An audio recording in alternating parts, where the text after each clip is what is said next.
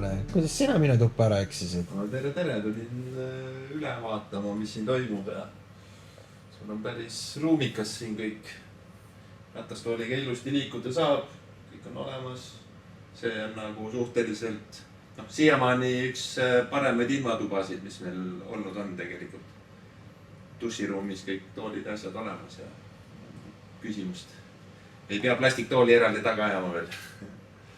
Sa istud oma toa voodis ja saab voodist vaadata sellist vaadet, mida sa veel ennult tahta tahad.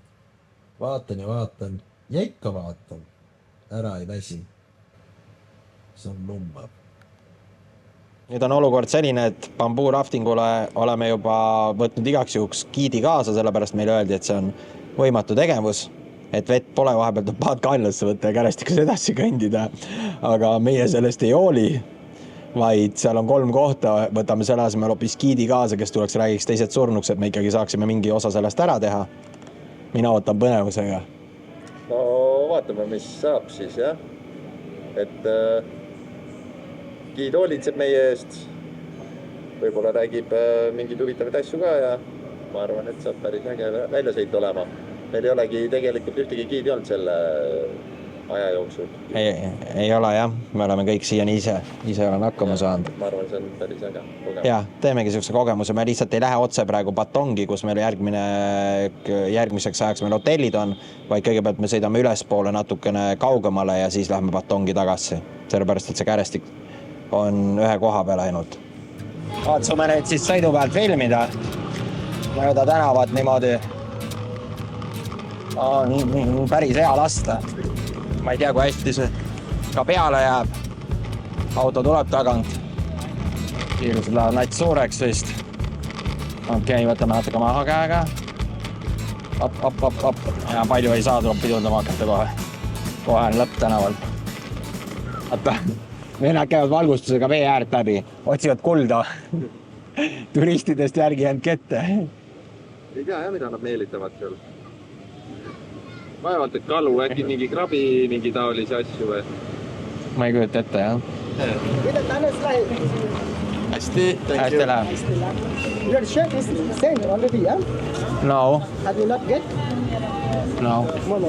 Praegu siis ootame oma särke. Pidid hotelli tulema, hotellis ei olnud. Nüüd tuleb see chief ise. Just drop and come back, yeah, your shirts. Yeah, just, yes. You 10-15 minutes ago before. Yeah, okay. You just left and I went just crossed, yeah? Okay, we go there. Yeah, we can keep the reception. Yeah. Better you have to call me before you come, yeah? Okay, no problem. Hanging around and Yeah. Yeah, thank you. Okay, Thank you. Are you happy in Thailand? Good?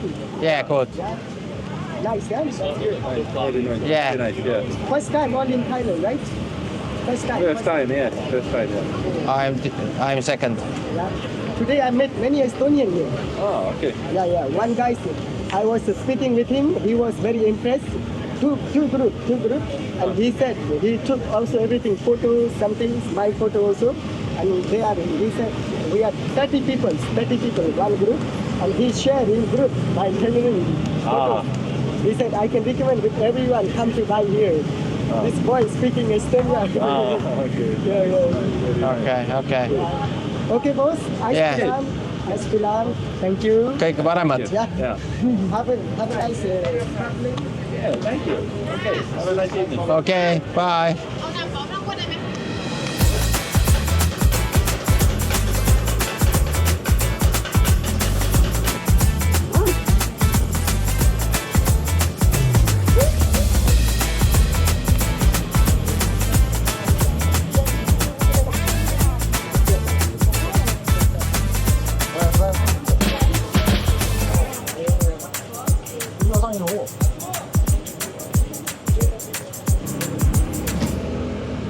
Ei tule enam. See pidu hakkab läbi saama. Edasi peame jala minema hakkama homsest. Miks ta nii teeb? Ma vajutasin valet nuppu või? Ma vajutasin valet nuppu. Nüüd tuli välja, et oligi saadetud need siia hotelli samal ajal, kui meie käisime ennem küsimus ei olnud, läksime sinna välja ja ongi 2 paari on tehtud. paistavad päris kenad. Eks homme hommiku proovime. Siis läheb selgemalt. Praegu paistavad päris head.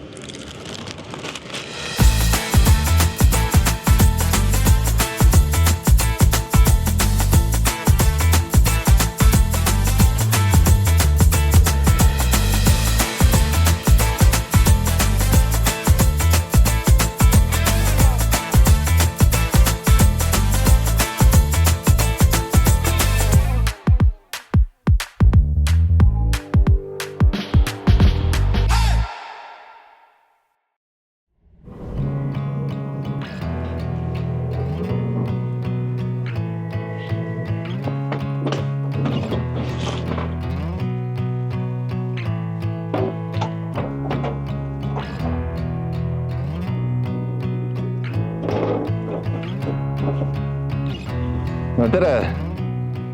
See on siis minu igapäevasõiduk, ümber ehitatud liftiga. Ise ostsin ta siis kasutatud peast ja toimib täitsa. Liftiga sisse, ees on kapteniste. See on ilusti rooli taha, käsijuhtimise peale ümber ehitatud ja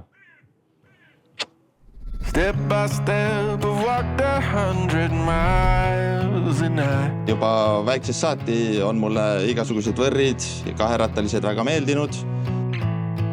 Mingi aeg siis võrridest ja asjadest välja kasvasin, oli väike paus.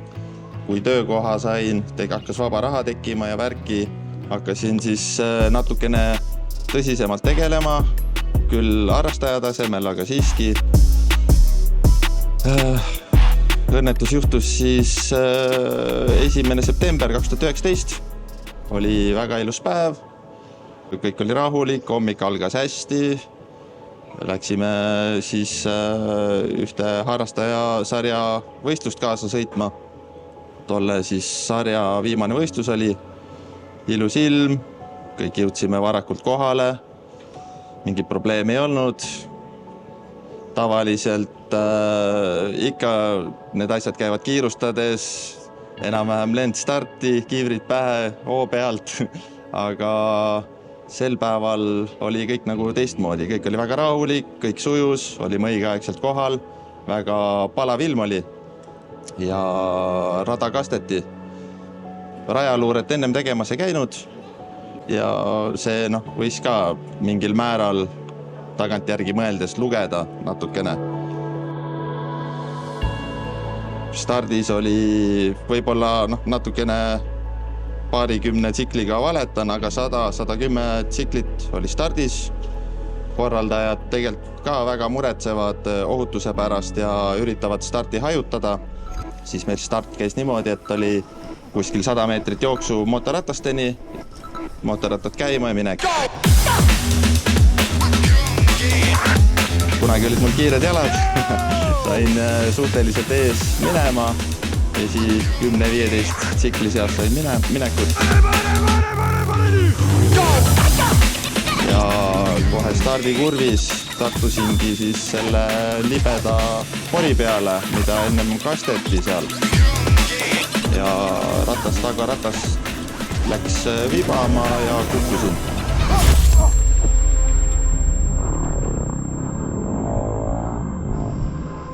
Kukkumisest isegi võib-olla oleksin pääsenud natuke kergemini, aga suurem osa motikaid tagant alles oli tulemas ja põiklesid must mööda ja siis üks kaasvõitleja ei märganud, et mina seal maas olen ja tuli mulle otse peale.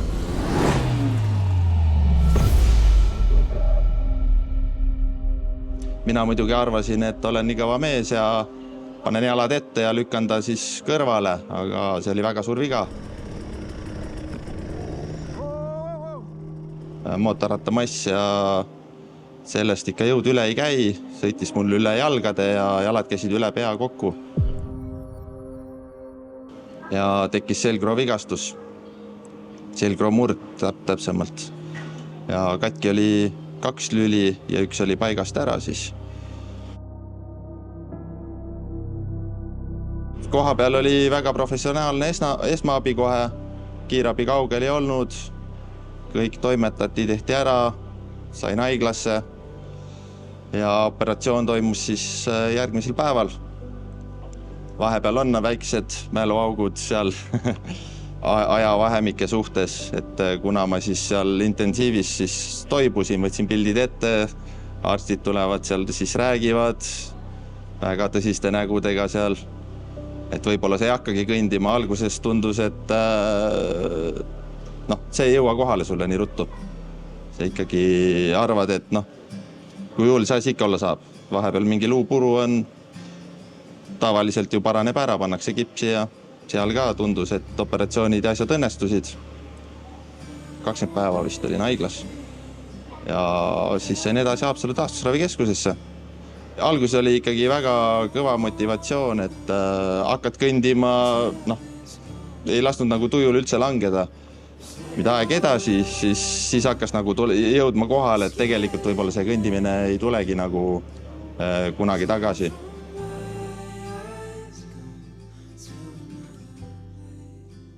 Minu jaoks kõige hullem moment oli see, kui ma siis taastusravist esimest korda koju tagasi sain. See oli minu jaoks ja lähedaste jaoks kõige keerulisem. Et viimati, kui kodus käisid, sa kõndisid, nüüd tuuakse koju, kõndida ei saa. Et kõikide asjadega vaja ümber harjuda. Ja töö juurest igalt poolt haiguslehed, asjad, oled seal kodus. Et too moment ei saanud aru, aga tagantjärgi mõeldes sa ikkagi hakkad nagu hästi sügavasse auku ära manduma. Aga tänu sõpradele, perele, toele see, nüüdseks olen sellest välja tulnud ja tasapisi asjad liiguvad jälle paremuse poole. Et sõprade ja pere tugi on väga-väga oluline selle juures. Ja tänaseks on siis seis selline, et jalad mul ei tööta, spastikat ei ole, kõndida ma ei saa, ülakeha on tugev, ikkagi teen trenni, seismist teen igapäevaselt, kodus on selline seisulaud, seisupukk, kuidas seda nimetatakse. I will rather run this race alone. No my chances fall folded of my soul. Pürgime edasi. Ega siin muud ei olegi, ega sa pead enda jaoks ise ratastooli elu nii mugavaks tegema kui võimalik ja nagu näha, siis kõike saab teha. Et midagi tegemata ei jää. Et harjuma peab ära ja nii on.